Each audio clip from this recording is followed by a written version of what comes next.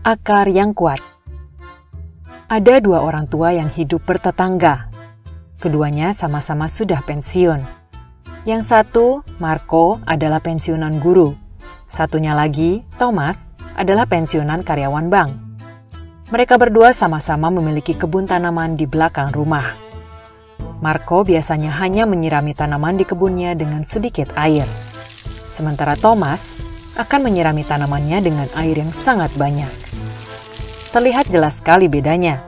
Tanaman di kebun milik Marco tampak tidak terlalu rimbun, sementara tanaman milik Thomas tampak rimbun dan tumbuh sangat subur. Suatu hari terjadi hujan badai kecil. Hujan badai itu tidak terlalu besar, namun berlangsung semalaman.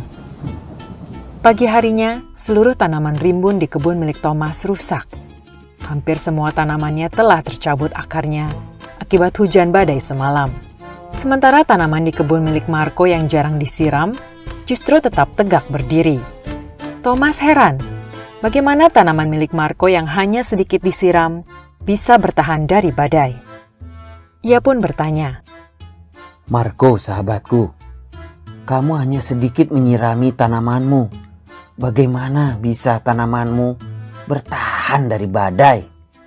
Marco menjawab, "Justru kawan, tepat karena itulah tanaman saya mampu bertahan dari hujan badai.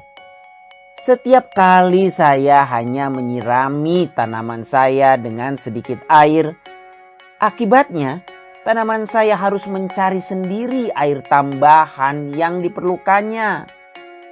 Yang pada akhirnya membuat akar tanaman saya terus berkembang jauh ke dalam tanah dan juga menjadi sangat kokoh.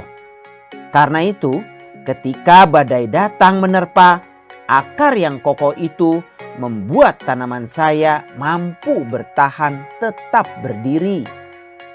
sebetulnya ini adalah kisah mengenai pengasuhan. Jika seorang anak terbiasa diberi kemudahan, mereka tidak akan pernah tahu apa artinya perjuangan. Dan ketika cobaan datang dalam kehidupan, mereka akan bingung bagaimana harus menghadapinya.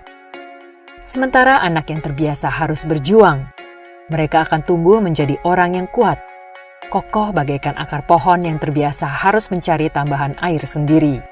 Dan ketika cobaan datang dalam kehidupan, mereka sudah siap untuk menghadapinya. Ajari mereka cara berjalan, namun biarkan mereka menapaki jalannya sendiri.